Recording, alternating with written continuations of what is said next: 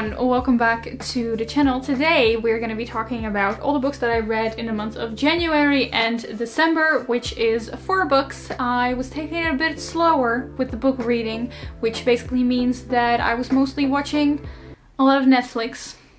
I guess me not really reading a lot of books this month and instead of that watching more Netflix is kind of ironic, since Fahrenheit 451 is one of the books that we're going to be talking about, but we'll get to that later.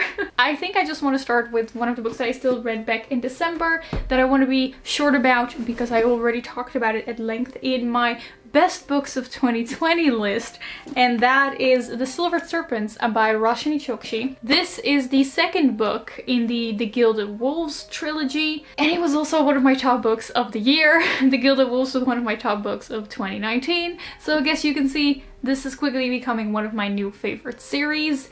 It is a historical, like an alternate historical fiction where magic is real. It takes place in like 19th century France. This one takes place in Russia actually. And we just follow this group of kind of misfits that go on this heist to find this like mysterious mythological item that's like very powerful. What I really like about the series is that it really incorporates mythology. Because it takes place like in our world, the idea of this book is that all the mythologies are real, so we get a lot of biblical references. Indian mythology or like Hindu mythology is very prominent in here, as well as Egyptian mythology. And I just really like that because I love a good mishmash of mythology. We also have the characters constantly like solving riddles. That's why we get these, like, if I can find one here, these like pictures of like the riddles that they need to solve, and that always makes me really happy. This entire second book felt like they were trying to get through the Ice Temple in Legend of Zelda. That's like the best description that I can give for this book, is that the characters were just trying to get through the Ice Temple. If you want to see me talk about like this book more in depth and the Gilded Wolves more in depth, watch my best of videos of the last year and the year before that. I have a really hard time recommending this book to people because I know that most people are just not really into it, and that most people like either DNF it or just don't really like it. But then the people who do really like it, like me. I want more people to read this book, but also please don't read it because I don't want you to be disappointed, but also please read it because I want more people to love this book. If you know that your reading taste usually lines up with mine, and if you like just stories with found families and mythology and like riddles, and you think that could make you really excited about a story, then I do really recommend picking this one up. I remember saying last year when I read The Gilded Wolves that I wasn't really a big fan of the characters yet. Like out of the 6 main characters, I only liked 2, and I was harping. I really felt like there was a lot of room in the second book for the characters to develop, and now that I read the second book, I can say yes, the characters were developed. I now like every single character in this book. I care about them so much. They're so good. So I highly recommend this, and I really loved it. And then another book that I read in December of 2020 is a book that has been on my TBR for about 2 or 3 years now. I asked it, I personally put it on my Christmas wish list, and I got it for Christmas. But despite me specifically asking for this book, I didn't read it until past Christmas, when I was like, I'm finally just gonna pick this one up, and I read The Watchmaker of Filigree Street by Natasha Pulley. This is like speculative historical fiction. It's mostly historical fiction, but there's some element of magic in there. It's not very explained, like it's very soft magic, but it mostly just serves like a narrative purpose. And we follow a boy named, did I say this was in the 19th century? It's in the 19th century in London, and we follow Thaniel, who just like randomly finds a gold watch in his room, and he's like, who the heck put this gold watch in here? It's not mine.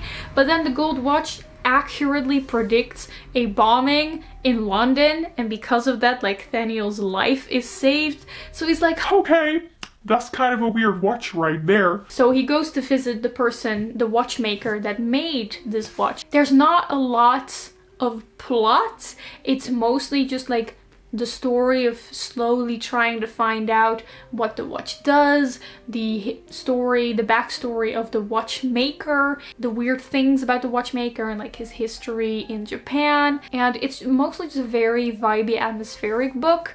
Again, there's not a lot of plot, which I think would be kind of boring for a lot of people, but if you really like a Victorian setting and like clockwork and kind of steampunky vibe, I think you would still enjoy that. I'm kind of neutral on this book. I liked it, but it wasn't amazing.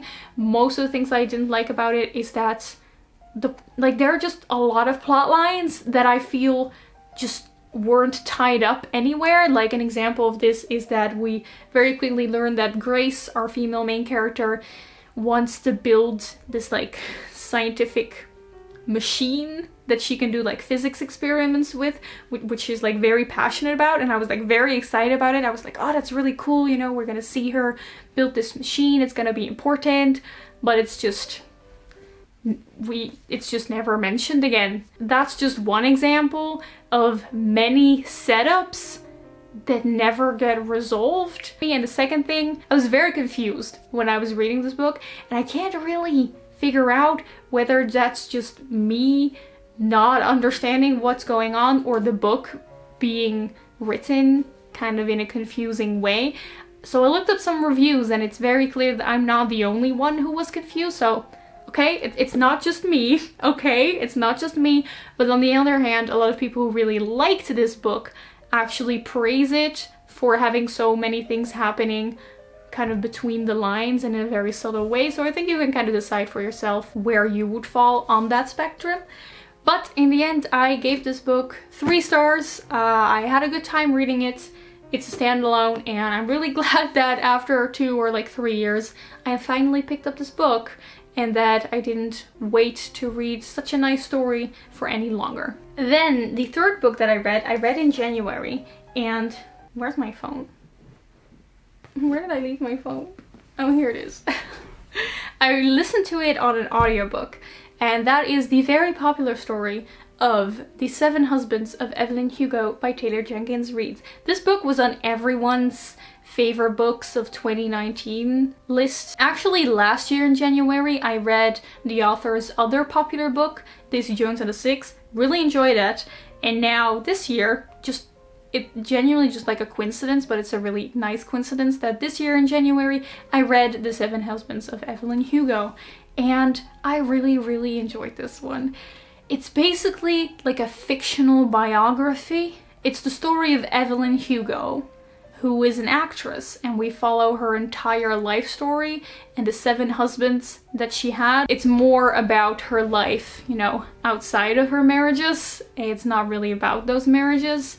It's more a story of love and fame, I'd say. And it's really funny because usually I'm not interested in like biographies at all, and I'm not really someone who keeps up with celebrities, but this story, I was so captivated. Like, Taylor Jenkins Reid just has a way to completely captivate you with the story, and also I highly recommend listening to it on audiobook, because the setup of the story is that we have this journalist, Monique, who is going to interview Evelyn Hugo to write a biography about her life. So we have Evelyn Hugo telling her life story to Monique, the journalist. So when you're listening to it on audiobook, it really feels as if like you're the interviewer and Evelyn Hugo's just sitting there telling you her life story, and it's just so nice. And it took me like an entire month to read this book, not because it's a long book, it's just because I wasn't really listening to audiobooks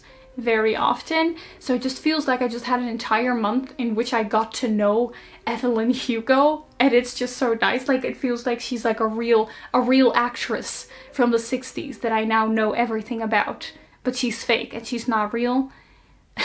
But she feels so real now. I'm gonna make a comparison. I don't know if this is a really weird comparison, but I think you would like this book if you really like the show The Queen's Gambit. Now, story-wise, these are very different. Like, Evelyn Hugo has nothing to do with chess. The Queen's Gambit is also just the story of like a famous person and you follow their life story from the moment they were a kid until like the moment she was like at the height of her fame. And it's just like this fake celebrity who's story you follow, but it's just written in such a good way that it's super interesting.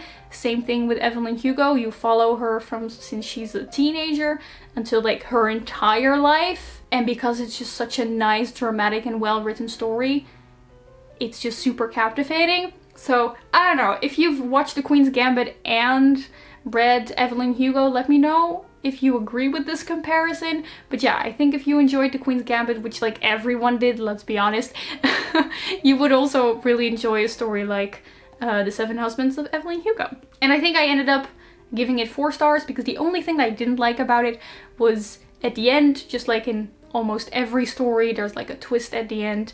And personally, I thought it kind of felt forced.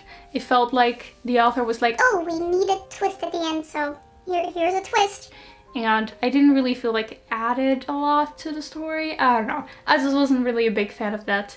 But other than that, very beautiful, and I gave it 4 stars. Okay, and then the last book that I want to have a chat about is Fahrenheit 451 by Ray Bradbury. This is a very popular classic that is always named in the same breath as Brave New World, 1984, which are all books that I really enjoyed. But this one, I kind of have conflicting thoughts, so I just want to have a chat about it here, okay?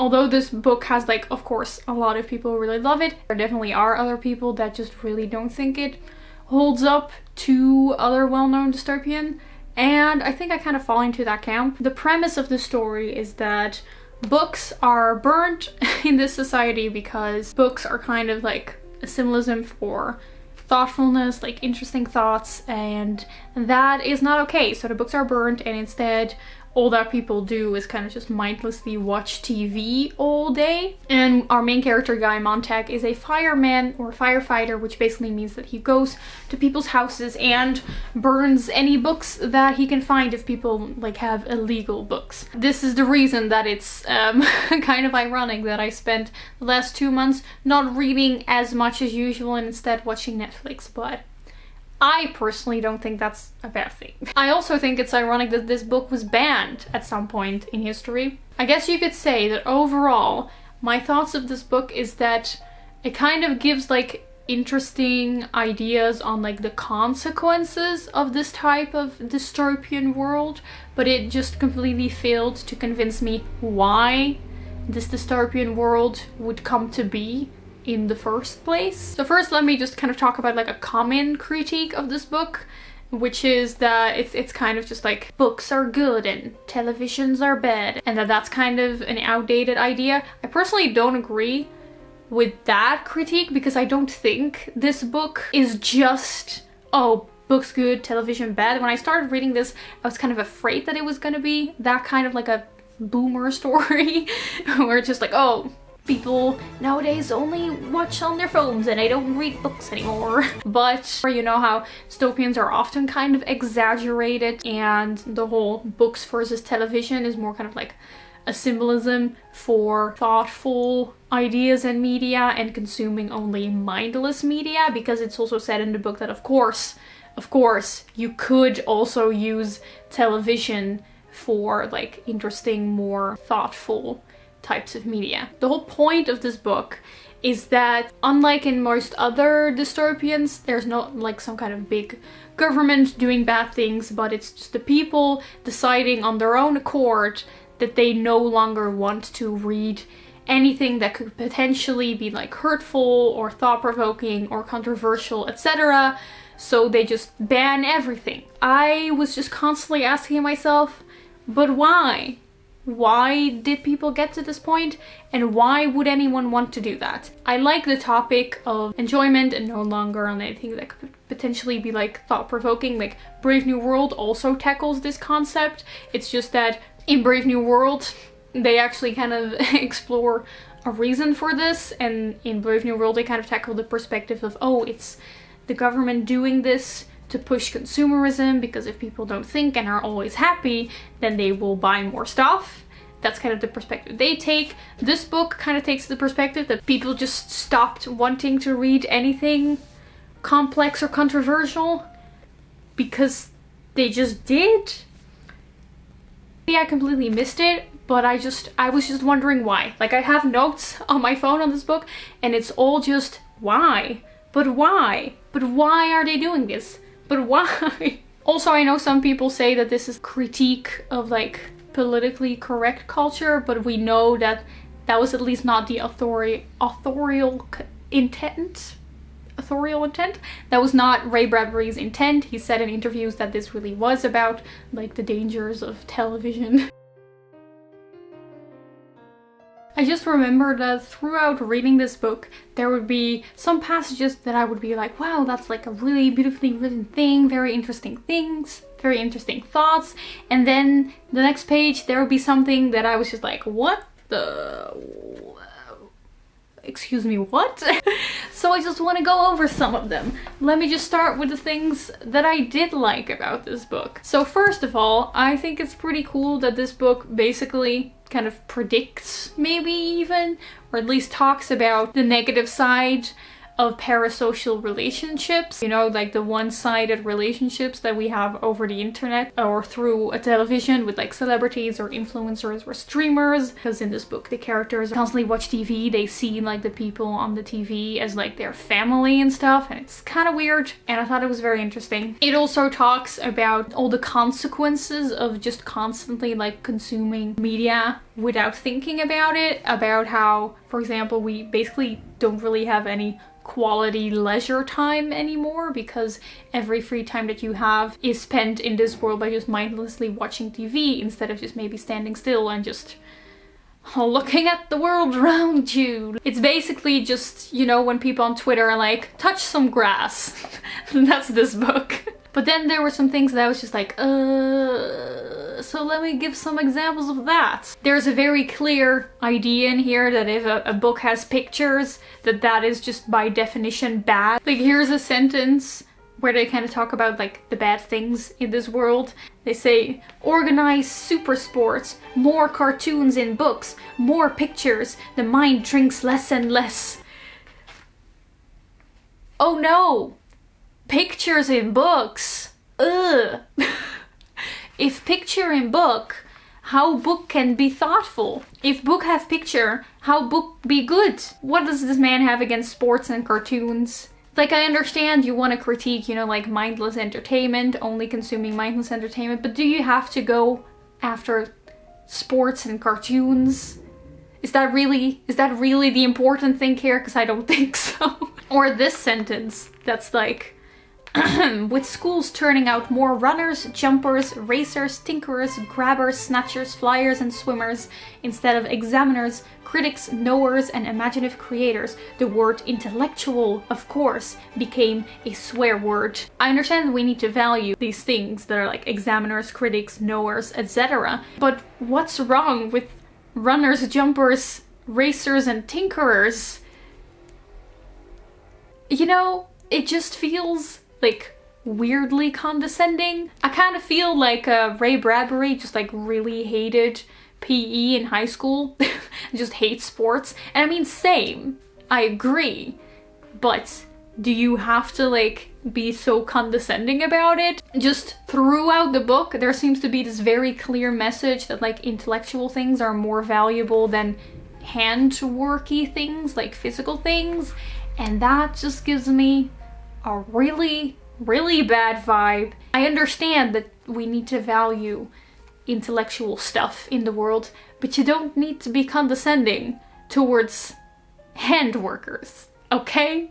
You don't need to do that. Do you really need to make fun of people making small talk? Like, is that really the most important thing here? It kind of gave me the feeling of like, and maybe I'm like projecting modern worldviews onto this book, but it kind of felt like someone, you know, like complaining about how nobody wants to have deep conversations with them anymore, and then coming to the conclusion that that must mean that everyone just hates thinking and nobody likes intellectualism anymore, instead of maybe thinking about the circumstances in the world or personal that might have led to that. Of course, I definitely understand where this book comes from, especially given like the time that it was written, you know, in the 1950s, where people were definitely scared. All the crazy changes that electronics gave with, like, you know, people were scared that people would stop reading books, and I totally get that. But just reading it now in 2021, it just didn't really give me much. You know, I didn't really